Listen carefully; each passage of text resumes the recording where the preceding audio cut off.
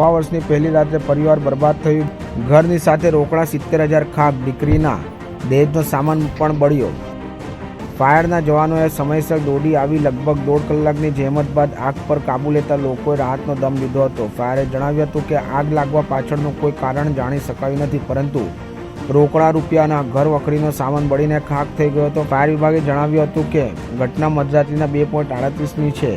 લાકડાના ગ્રાઉન્ડ સાથેના એક માળના મકાનમાં આગ લાગી હોવાનો કોલ મળતા જ મજુરા, માન દરવાજા અને દુંભાલ ફાયર સ્ટેશનની ગાડીઓ સ્થળ પર રવાના કરી દેવાઈ હતી. લગભગ 1.5 કલાકમાં જ આગને કાબૂમાં લેવામાં આવી હતી. ઘર વખરીનો સામાન અને રોકડા રૂપિયા 70,000 અને દીકરીને દહેજનું સામાન બળીને ખાક થઈ ગયું હતું.